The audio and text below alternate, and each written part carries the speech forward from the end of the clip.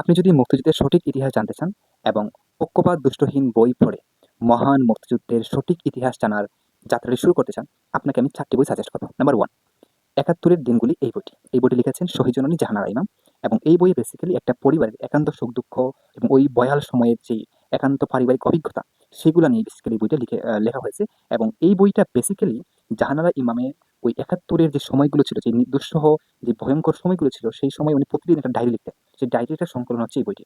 So আপনারা যদি এই বইটি পড়েন তাহলে আপনারা হচ্ছে একটা পরিবারের ক্যানভাস থেকে ওই ভয়াল সময়টুকুর যেই বর্ণনাটুকু এবং সমগ্র দেশের যেই ভয়াবহ পরিস্থিতি ছিল, সেই পরিস্থিতির একটা বাস্তব চিত্র আপনার চোখের সামনে ঝলঝল করে দেখতে পারবেন। বইটা যখন পড়ছি আমি, তখন আমার কাছে মনে হয়েছে বইটা একটা উপন্যাসের মতো। এটা কোনোভাবেই এটা নন ফিকশন বই মনে হয় নাই। সো এটা এতটাই গতিময়তা বইয়ের মধ্যে আছে, এবং একটা গদ্যময়তা আছে। হ্যাঁ, যেহেতু বইটা গল্প নিয়ে বা বাস্তব গল্প নিয়ে, সো এটা উপন্যাসের থেকেও বেশি কিছু। যাই হোক, তো আপনারা যদি বইটা পড়েন তাহলে আপনারা মুক্তিযুদ্ধের একদম নির্মোহ বর্ণনা আপনারা খুঁজে পাবেন। নাম্বার 2, জনযুদ্ধের গণযোদ্ধা এই বইটি। এই বইটি লিখেছেন মেজর কামরুল ইসলাম ভূঁইয়া। বেসিক্যালি এই বইটা হচ্ছে মুক্তিযুদ্ধের সময়কার সাধারণ মানুষদেরকে নিয়ে 11টি গল্পের একটা সংকলন। সো এই বইটি পড়লে আপনারা গ্রাম বাংলার একদম প্রান্তিক পর্যায়ের মানুষদের মুক্তিযুদ্ধের অংশগ্রহণের যে বীরত্বের গল্প, আত্মত্যাগ, জীবন দান সবকিছুর যে একটা ঐতিহাসিক যেই মুহূর্তগুলো, সেইগুলোর একটা আপনারা নির্মোহ এবং রাজনৈতিকভাবে পক্ষপাত দুষ্টহীন আপনারা বর্ণনা সেখানে আপনারা খুঁজে পাবেন। সো এই বইটি পড়লে আপনারা মুক্তিযুদ্ধের যে সঠিক ইতিহাসটা সেটা জানার জন্য আপনারা এক ধাপ এগিয়ে যাবেন। নাম্বার 3, যে বইটির কথা বলবো সেটা হচ্ছে আমার ছেলেবেলা 1971 এবং বাবা তাজউদ্দিন আহমেদ। এই বইটি লিখেছেন শিমিন হোসেন রিমি। উনি হচ্ছেন তাজউদ্দিন আহমেদের মেয়ে এবং উনি ওই সময়কার 1971 সালে উনি একজন কিশোরী বা বালিকা এই টাইপের এই বয়সে ছিলেন। সো ওই সময় উনি উনার সরলতা নিয়ে মুক্তিযুদ্ধের সময়টাকে যেভাবে দেখেছেন, উনি উনার বইয়ে ওই সরলতা নিয়েই বইটাকে ব্যাখ্যা করেছেন। কাজেই বইয়ের ভাষা খুবই সহজ এবং খুব প্রাঞ্জল। আপনারা পড়লে খুবই উপভোগ করবেন বইটি এবং সঠিক একদম পিওর ইতিহাস আপনারা জানতে পারবেন। সো এটা অনেক পিওর একটা বই মুক্তিযুদ্ধ নিয়ে, কোনোভাবে পলিটিক্যালি বায়াসড না। কাজে এই বইটি পড়লে আপনারা মুক্তিযুদ্ধের সঠিক ইতিহাস জানতে পারবেন। নাম্বার 4, এই বইটা যদিও পাকিস্তানিদের হাতে লেখা।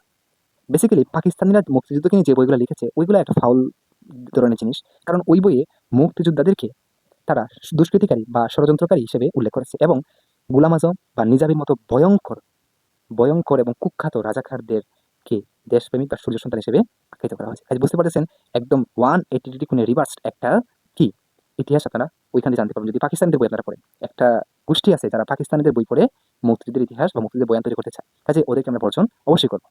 সো ওইভাবে পাকিস্তানিদের লেখা যদিও যে বইটার নাম এখন বলবো, তবুও এই বইটা পড়লে ইনডিরেক্টলি আপনারা অনেক ফ্যাক্ট খুঁজে পাবেন। বইটার নাম হচ্ছে উইটনেস টু সারেন্ডার। যদিও আমি ইংলিশ ভার্সনটা পড়ি নাই, এটা বাংলা ভার্সনটা হচ্ছে আপনার নিয়াজির আত্মসমর্পণের দলিল, এই নামে একটা বই আছে। সো ওই বইটার বাংলা ভার্সন হচ্ছে এইটা। এগুলো লিখেছেন নামটা কি জানি, সালিক সিদ্দিক। হ্যাঁ, সালিক সিদ্দিক উনি এই বইটা লিখেছেন এবং এই বইটা পড়লে আপনারা ওই সময় পাকিস্তানি হানাদার বাহিনীরা বাংলাদেশের যেই জায়গায় ওদের সামরিক অভিযান পরিচালনা করেছিল, ওইগুলোর আপনারা একটা ব্যাখ্যা পাবেন। ওইখানে ওদের সামরিক কৌশল কেমন ছিল, ওদের সাথে কারা সহযোগিতা করেছিল সবাই জানে, তাও আপনারা জানতে পারবেন এখান থেকে। এবং সামরিক অভিযানের যে বর্ণনাটুকু বা আরো ফ্যাক্ট আছে এই রিলেটেড আপনারা জানতে পারবেন। এবং যদিও ওরা মুক্তিযোদ্ধাদেরকে ওখানে হেয় করে অনেক ধরনের মানে বাক্য লিখেছে বা অনেক কিছু মুক্তিযোদ্ধাকে হেয় করার চেষ্টা করেছে, তাও ইনডিরেক্টলি অনেক মুক্তিযোদ্ধা বা মুক্তিযোদ্ধাদের অনেক বীরত্বের গল্প, আত্মত্যাগের গল্প, সাহসের গল্প আমরা এখান থেকে খুঁজে পাই। যদিও তারা ইন্টেনশনালি ওই বিষয় লিখে নাই, বাট ইনডিরেক্টলি তারা লিখে ফেলছে এগুলো। কাজে এইটা পড়লে আপনারা কিছুটা হলে ইতিহাস জানতে পারবেন।